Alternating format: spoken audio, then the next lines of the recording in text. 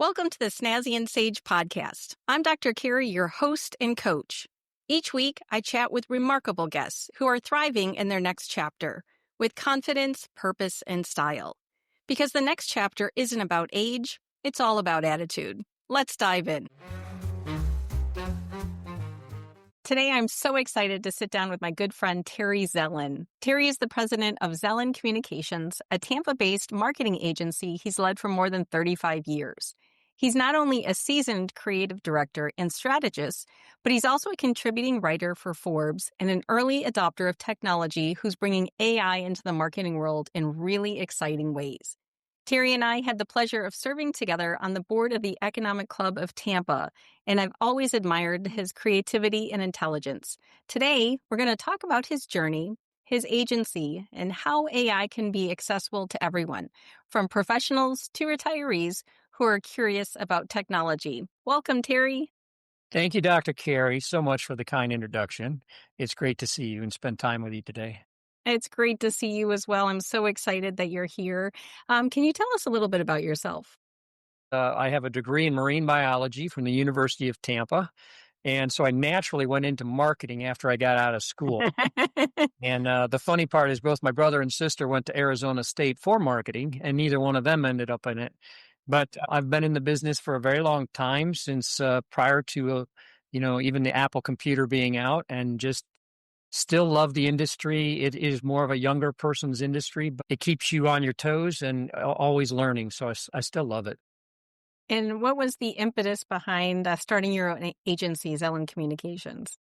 The last agency I worked for, I worked on Continental Airlines. That was my account, and they don't even exist anymore. And I realized that I wasn't meant for corporate world. So I decided to go out on my own. At first, I left to design and build furniture, which I did for about a year. And then I had 3 agencies continually calling me, then saying, we'll give you all the work you want. I'm a designer by trade and self-taught, but I finally decided I could sit here and sweat all the time welding furniture, or I could sit behind my desk and do design work. So I made the shift and did freelance for a number of years. I worked for a lot of the shops in Tampa and learned a lot from working at different agencies, their culture, their strategy, and so forth. And then by attrition, I guess, I ended up starting to get my own accounts. And that's how it went from freelance to actually beginning an agency. That's so exciting and so brave to leave the corporate world and become an entrepreneur and be as successful as you are, especially in a field such as marketing that is changing so quickly. How do you stay on top of digital marketing?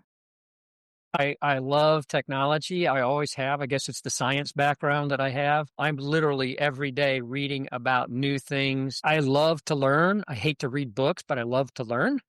So I think that, as soon as you stop learning, you start dying. And I'm not ready for that yet. And that's been such a theme with everyone that I've interviewed, that the constant learning, the constant evolving as we grow, and marketing, it's a natural fit for you because marketing is constantly changing. Recently, you've become a contributor to Forbes. Can you tell us a little bit more about that? I have been writing for them, mostly submissions. So I think this year I've had roughly 25 article submissions accepted, one yesterday, in fact. Congratulations. Thank you. And then I've written only 2 full articles at this point. I just had one of them published last Friday. So I plan to do more of that now that I have a little bit more time on my hands. But I think that the writing is sharing. So what I do with that is giving back to the community and to the industry and telling other people, that it's everybody. If you look at social media, you think it's looking through rose-colored glasses, but in reality, there's a lot of nitty-gritty things. There's tons of failure that people don't talk about. It all just looks like everyone's so successful, but you learn much more from failing than you do from winning. So I find that it's not how much you win, it's what you do after you fail. Do you get back up and you learn from it, or you just say, that's it, I'm done? So quitting's not an option. I find that every time we make a mistake, we learn from it and are better because of it. And to echo that, I found in my life that failure is the best teacher. It's great to win. It feels really good. Yeah. But the biggest lessons I've learned in my life have been through failure, which have led to success because I've been resilient and able to get back up. Couldn't agree more. And talking about marketing and how fast it's moving, AI is all the rage. And you and your agency are thought leaders in AI. And it can be a scary topic, but it's also an exciting topic. Can you talk to us more about AI and generative AI? The biggest fear for most people is AI is going to take my job. And I think it's the polar opposite. Someone who knows AI is going to take your job, not Mm. AI itself. AI is a tool. It's no better than the input that you give it. I remember when the Macintosh computer first came out, all these big companies, I remember one in particular, I think it was Allstate, said, "Oh, we don't need an ad agency anymore. We're just going to go get a bunch of computers for our staff and we're going to do all this." That lasted about 4 to 6 months. And then it was like, oh, we actually need creative thinking. There's a lot of people that use it to do all of their thinking. AI, that's not where you get the benefit of it. You actually can use it almost like a personal coach or help you do ideation. So we use it for so many different things as an agency. What I would recommend anybody who's never done it, just go on. I happen to prefer ChatGPT. My team uses Perplexity and Gemini. And so there's other tools that we've used. We've used a lot of tools and they change. We've been doing it for a little over 3 years now. And the tools we were using before, we don't even know if they're still around. It's moving so quickly. It's hard to stay on top of it. And the way I do it is I actually have gone online. LinkedIn is my platform. I really don't go on any of the other social platforms because it's B2B, which is where my marketplace is. And I just follow others in the AI realm. I follow everything from fashion designers to programmers to really get a spectrum of what is being done utilizing AI to generate more ideas for our agency, how we can either create workflows or use AI tools to help not just ourselves, but our clients to get better outcomes. Just get out there and start asking questions. You don't even realize what it could help you with until you start like, well, I wonder if it could do this. And you very, very quickly find out. Traditionally, let's say we wanted to find out about a specific industry, we would have to go to Google and sit there going to 20 different websites.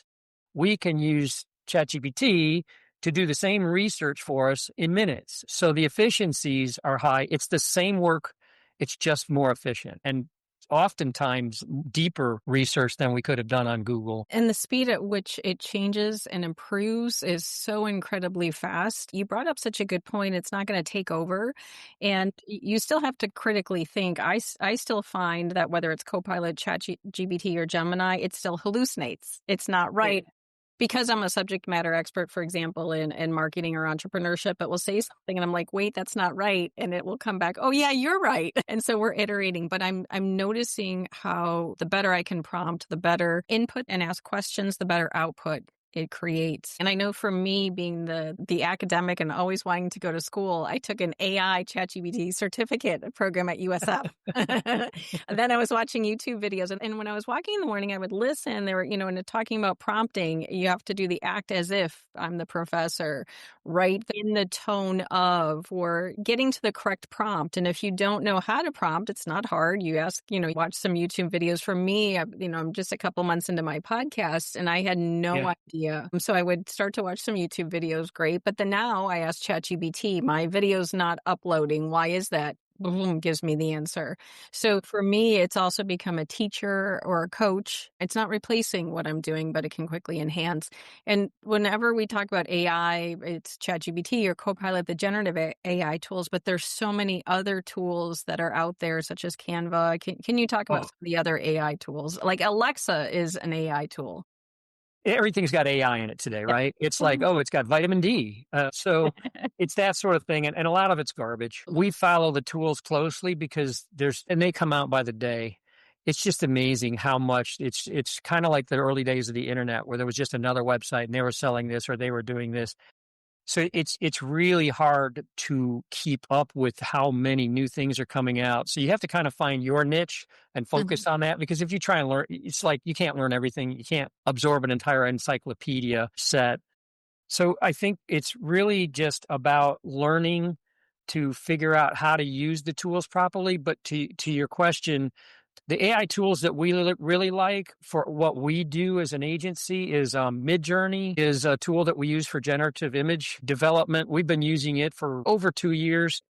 I love all that information and perspective, and you can really see that your excitement about AI. Absolutely love every day I'm learning something new, and I'm so excited about it. And it has helped me with Snazzy and Sage. So it's just been terrific. It's like having an assistant actually call ChatGPT Chuck. So I talk to Chuck all day, every day.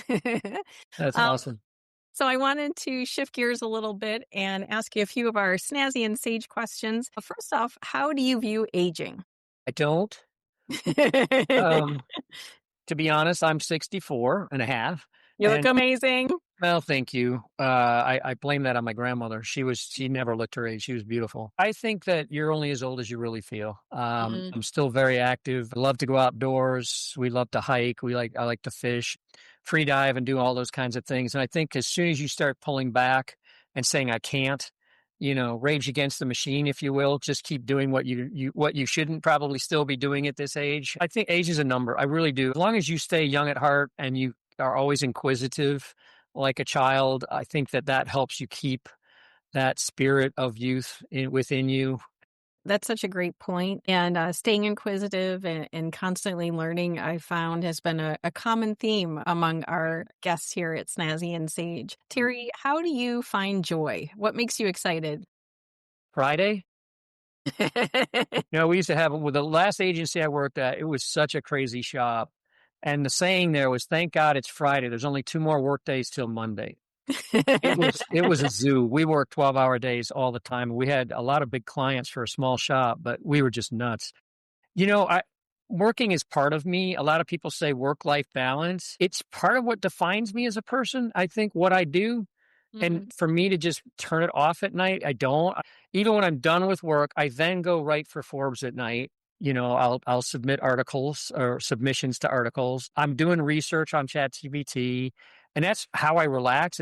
What I love the most is going outside. That whether it's on the water or hiking or what have you, that really just kind of takes all the stress off your mind. Being outside and enjoying nature. I've always been somebody who loves to be outdoors. So I think that's one of those things that, spending time with family. And I also enjoy wine. So that doesn't hurt at the end of the day either.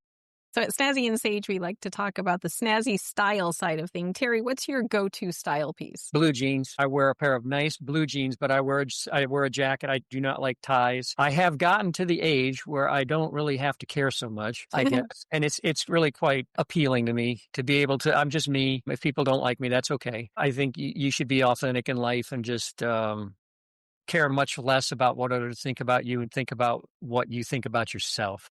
And I think that's part of aging that is the pro or the positive is that you don't care anymore. It's very freeing, very liberating. And whenever I see you, you look very stylish. You have your jeans, but you have a button down and a blazer.